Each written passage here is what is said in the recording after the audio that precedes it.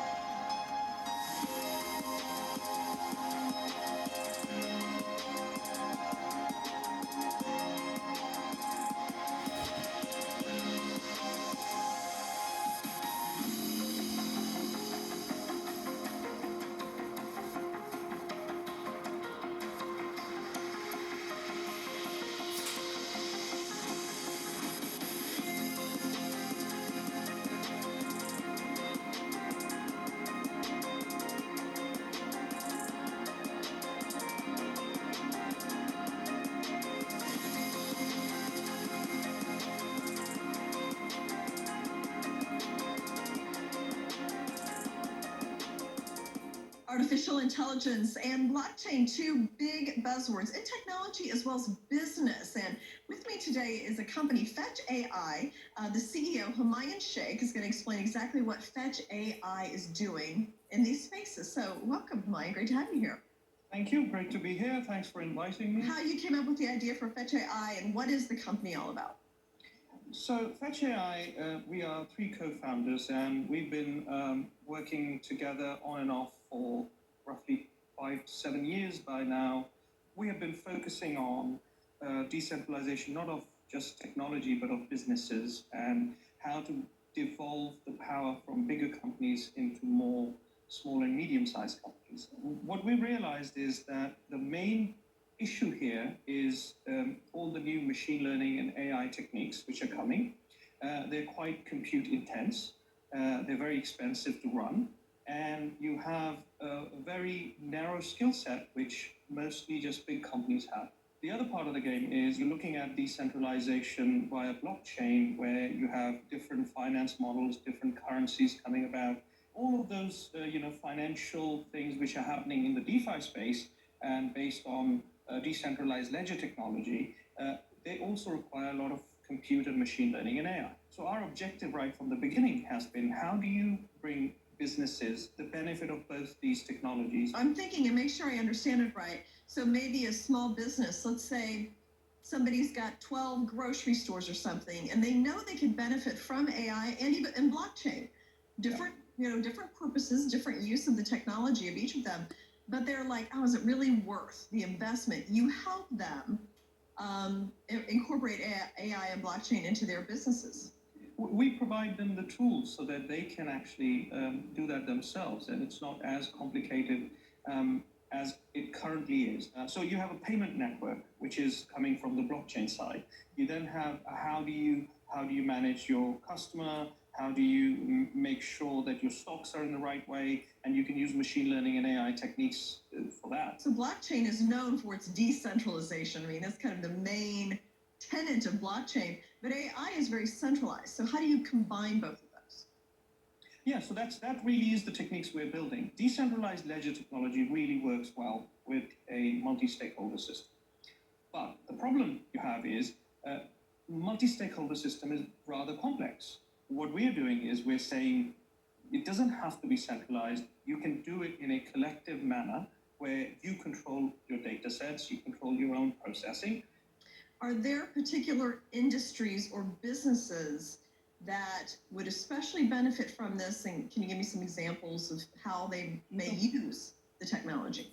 So a very good example, and I think most people find it easy to understand, is mobility space. Even just looking at a traffic system in a city is a multi-stakeholder problem. And it's a problem which you're using machine learning and AI to resolve. A self-drive car is another example. When the self-drive car is driving, it needs to interact with different things. Okay. I mean, even as you were speaking, I started thinking about governments could use some of this. I mean, you got to be a little careful with the AI and governments, but you mentioned the traffic, and I'm thinking all the different things that our governments do and how they may be able to use this technology to just make services more efficient. If you now think even more further down the line, so if you have a self-drive car and the self-drive car needs to have a insurance, you could actually have a insurance on the fly. So a car could be driving and getting insured as it's driving, and the government or the councils or the city councils could actually control congestion by imposing dynamic congestion charges. Now, you can't run such a system when you are all connecting to one big entity. You have to run your own AI and machine learning. Now we're talking about the Internet of Things and even 5G technology and how it's going to kind of be the technology that makes it all work. So how can organizations make sure they are prepared for IoT future? Well, first they have to be receptive to 5G because connectivity is a big issue. Mm-hmm. You know, you can see IoT devices themselves are dumb because they can't have too much intelligence. They're on edge devices, they're on 5G, they're on edge, and they have certain processing capabilities. But you need to use that then to connect it with other devices. What we have is a multi-agent framework. So what that means is you can assign agents to all these devices, and these agents they can have their own self-contained objectives, and they can then speak to each other to actually deliver those objectives. So while working for you or for that IoT device, they could be collectively delivering a very efficient solution. Absolutely fascinating, and you can see how logically it would all work and benefit society. So I mean, it's absolutely interesting. So how could we see Fetch.ai's technology in action? We can see it. We have a live GitHub account. You can download a agent framework. You can actually have various types of IoT devices. You can connect them to the agents, and you can start speaking to other agents. It's already in beta phase. We are allowing people to test it. We also have a test case which we're building with some of our partners, which is a decentralized delivery network. So we're working on a new type of network where you actually optimize your agent optimizes your delivery network for you rather than for some other person. It would improve the income the individual is getting, provide them more opportunities so you can have all three systems running within one agent, and it brings the cost down so any intermediaries which sit there in the middle charging you 15-20%, they disappear. So all the revenue goes straight, and so for the consumer the cost goes down, and for the service provider the income goes up. Yeah, well, that's very interesting, and thank you for sharing the story of Fetch.ai, and best of luck. And yes, we're quite excited about this. No, sure, and I feel like I'm kind of imagining the future, and it really kind of started with the internet, and then delivery, and then we're just expanding from there. Thank you very much, CEO of Fetch.ai, Humayun Sheikh, for joining us, and thank you as well for joining us. We'll be right back.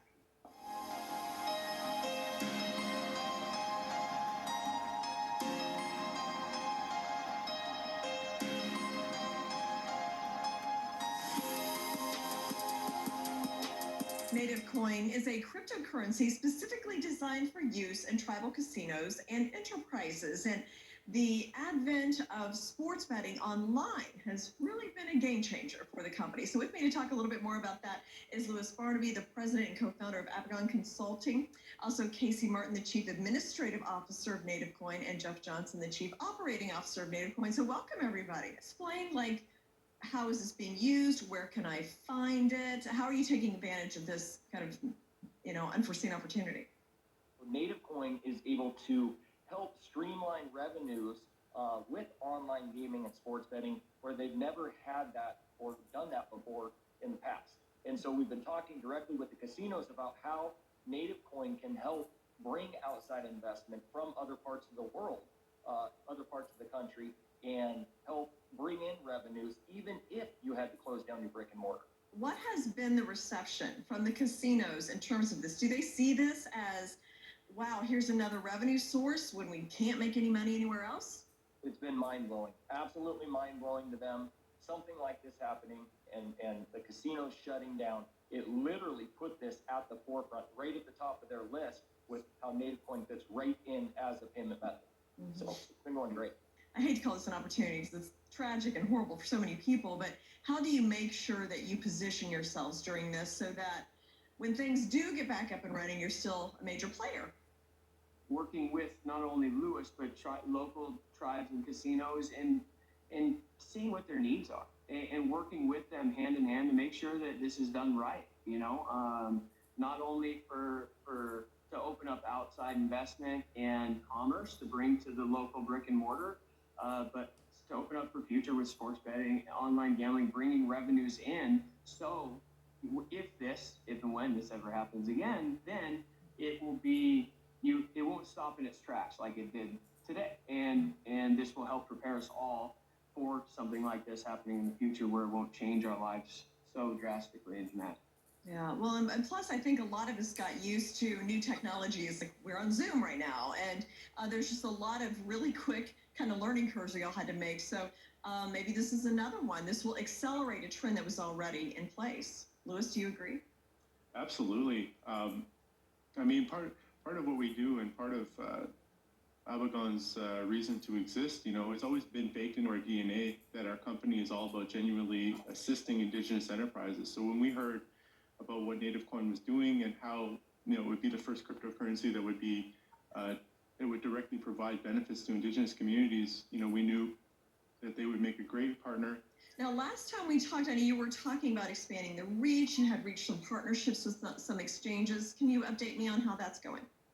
We have some foreign exchanges. By foreign, I mean outside of the United States. We're right now working with some locally here in the United States and in two other countries right now to try and expand the reach for Native Coin. Make it so that when we do roll out the sports betting with Native Coin, and we roll out the online gaming, that people all over the world will have easy access to get Native Coin. That's always been our number one goal, is to make Native Coin very accessible to everybody, no matter what country you're in, where you're from. Make it as easy as possible to be able to get Native Coin, so that when you want to go and you want to gamble online or place a sports bet, that it's very easy to get Native Coin. Walk me through the process. How can I use Native Coin? So the big thing that we're doing right now is we've been working on the ATMs. A typical ATM you've used before. You could walk into a casino. There's a Native Coin ATM there. If you're looking to purchase Native Coin to go gamble later online as part of their sports betting or online gaming, you can purchase it right there at the brick and mortar. If you want to go get it before you get there, or from the comfort of your home, then you can go to we're on 7 exchanges. You can go to one of those 7 exchanges, purchase Native Coin that way, and then, go do your gambling from the comfort of your home. Mm-hmm. And then Lewis explained how Abagon, you talked a little bit about this and how the tribes are looking to kind of adapt to new technologies and making sure, that they're part of this. I mean, explain a little bit more about how you've been assisting with all of this. Everybody's looking for ways to adapt to this new situation that we're in. There's been unique solutions to a lot of these, new obstacles that have been put in front of us. And that's just one of them, and with Native Coin right now, a lot of it is capacity building. We're building the capacity to be able to handle more transactions, more exchanges, and then also to get ourselves on, like you said, an online casino platform. Do you feel like through all of this that cryptocurrency has gotten a little bit more acceptable? I mean, it's money you don't have to touch. It's all digital. Yeah. I mean, maybe just in general, this is kind of a move forward for crypto. Yeah, with speed, with transfers, right? Money transfers take a lot longer now because the banks are overwhelmed, not being open. Money takes longer to get everywhere. And the beautiful thing about Native Coin and the technology that is here is you can use it and instantly send money across the world right then and there for nearly free. In our final couple minutes, we'll start with you, Lewis. Just kind of explain what you're looking forward to as we ramp back up the economy, and what are your goals? So hoping to see our business expand, with our writing services now fully launched. Our website has been fully launched. That's apoqon.com. And we're going to be firing up some social media accounts, but right now, slow and steady, and we're making sure that everything's done right. Mm-hmm. Okay, see and Jeff? My focus has always been trying to make sure that the on and off ramp, the way to get Native Coin, is as easy as possible. And Casey's been working with Lewis on more of the day-to-day with the sports betting and online gaming and those type things. So that is my goal, though. The ATM rollout will be happening. It'll be happening sooner than later. So I'm excited. Well, thank you guys for coming in and for a meeting me on Zoom. I can't wait to get you all back to the NASDAQ again. So once this all Looking forward to that. Yes, and best of luck to you. And please keep us updated as you roll this out, because this could be a really kind of game changer for you. Absolutely. Thank you. Thank you.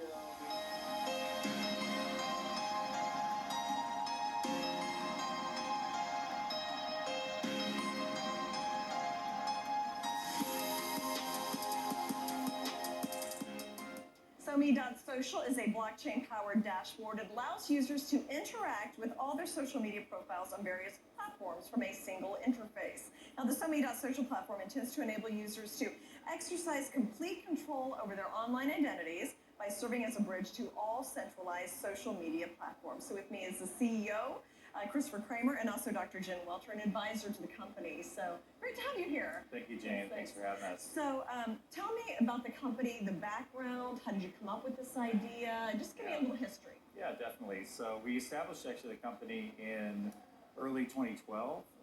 Is when I originally had the idea, and later on we incorporated with Davis Wright Tremaine in December of 2013. So it kind of took a little while to get that going. And the original idea was just, with the rise of social media and Facebook and all the people that could join a platform, they're creating this immense amount of value for the actual platform, but a lot of people weren't actually capturing the value themselves for the content and contributions to social media. So we originally set out to help users capture that value that they're creating on our original platform. It's kind of obvious, but maybe you could fill this in a little bit. Why would somebody want to use the SoMee platform? Yeah, definitely. So obviously we're hitting the monetization point. So actually at the post level, when somebody posts their content on our platform, they can see a little dollar sign that shows up. And as long as it's on the blockchain, when other people upvote them, their contacts, their followers, it'll start to raise that, and they'll see a US dollar value on the post level. So first of all, it's the content monetization. And then we're really focused on giving them more control. So we're creating private keys for people's private information so they can choose what to share on social media and if they want to monetize or not. Because as an operator, we don't want to be the ones to share private data behind their back and try to monetize it.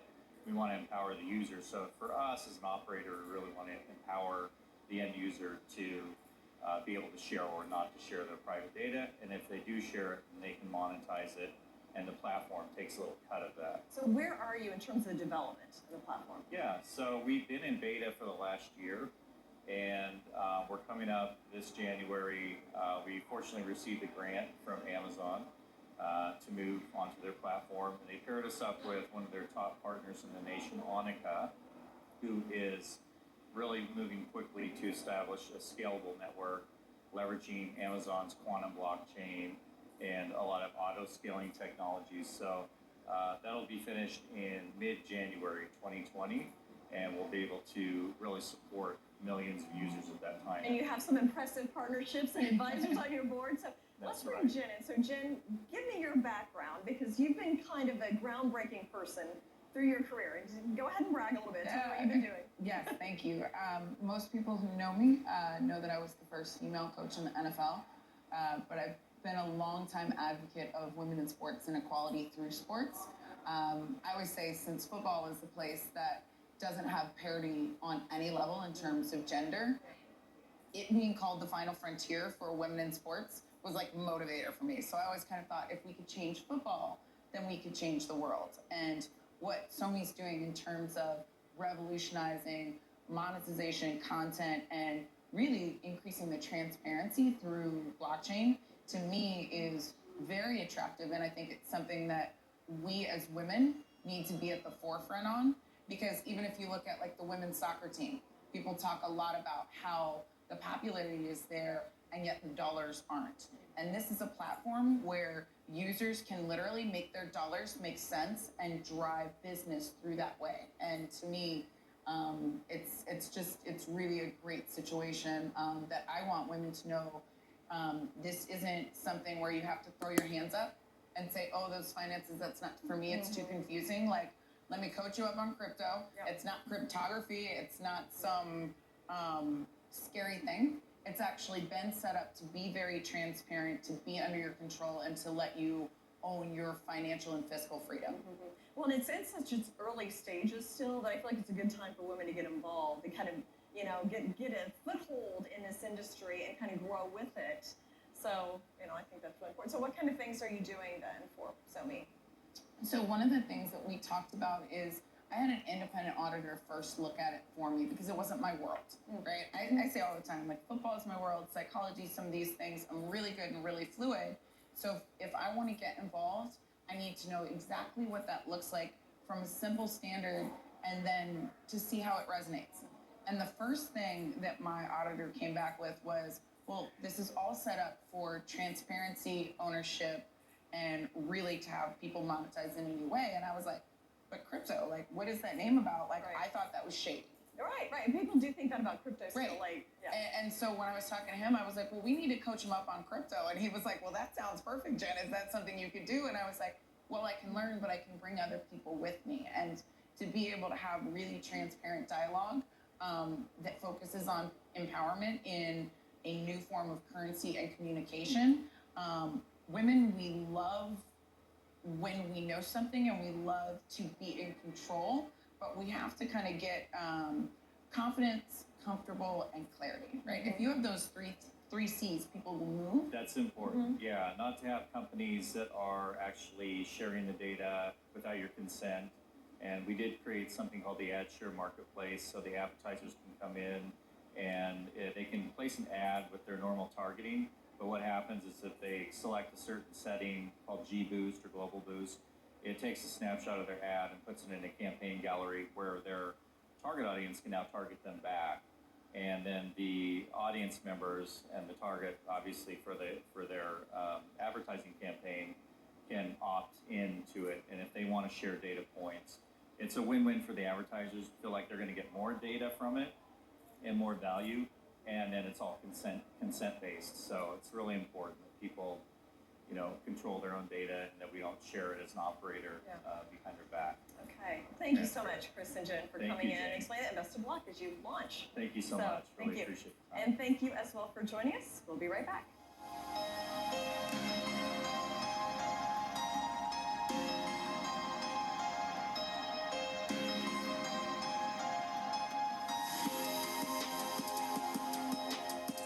Binance is the largest crypto exchange in the world. And in fact, Binance just 3 years old and is already worth $15 billion, which is amazing. So I have with me Helen Hai, also Jared Wynn, to talk about the Binance Charity Foundation. So Helen, tell me a little bit about yourself, and then why are you a part of the Binance Charity Foundation? I'm currently heading the Binance Charity Foundation. At the same time, I'm still a United Nations Goodwill Ambassador to promote industrialization in Africa. Okay.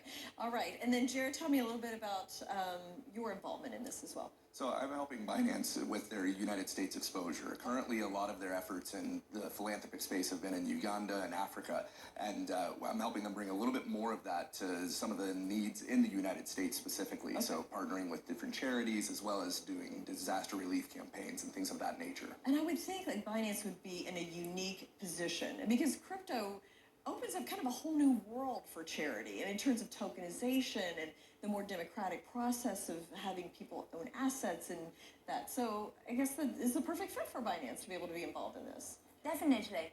I think maybe talk about a little bit history. You know, I think what is the biggest problem for this century? I think one of the biggest challenges is currently 1% of the population holding 90% of the global wealth.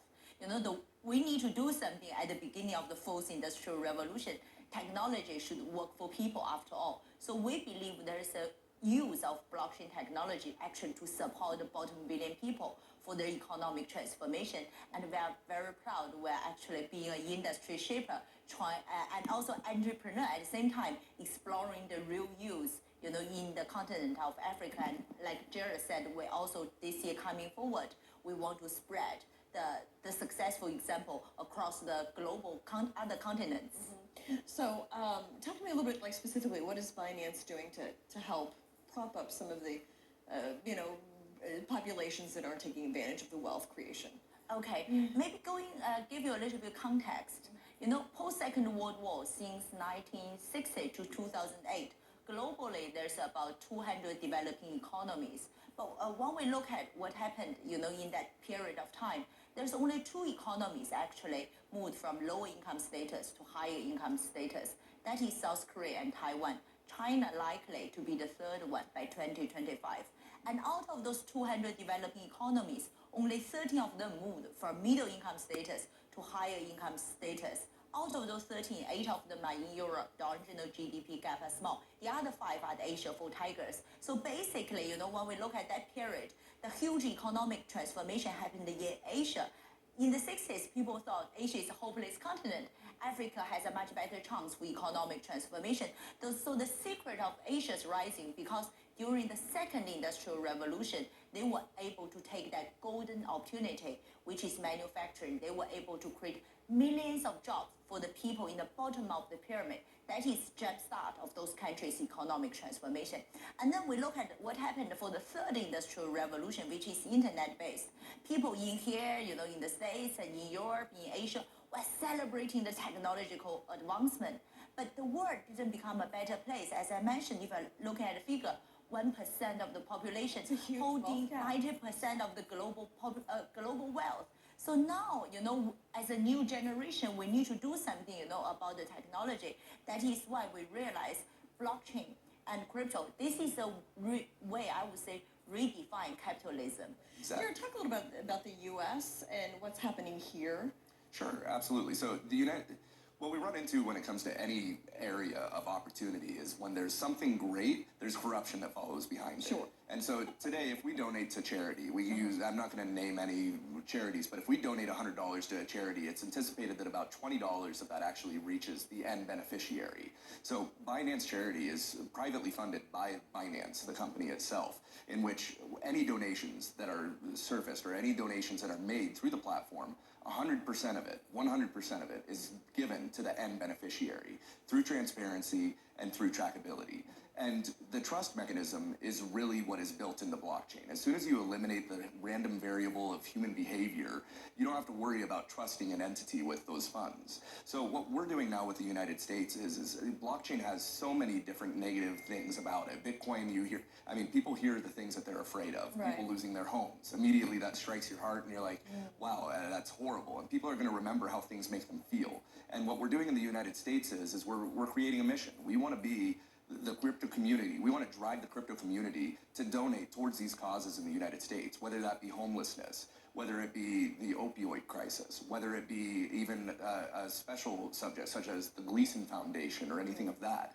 We want to kind of align the crypto community and be one of the largest supporters of that. And I feel that that type of publicity is exactly what blockchain needs. Okay, great. Thank you so much, Jared and Helen, for coming in. Thank you. It's our great pleasure. Project you're doing. So, and thank you as well for joining us. We'll be right back.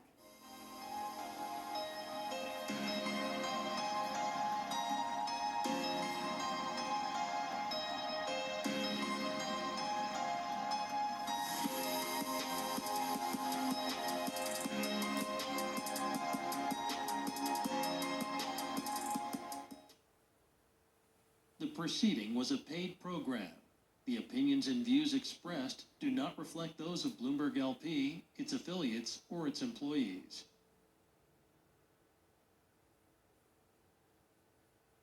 These folks, they don't have time to go to the post office. They have businesses.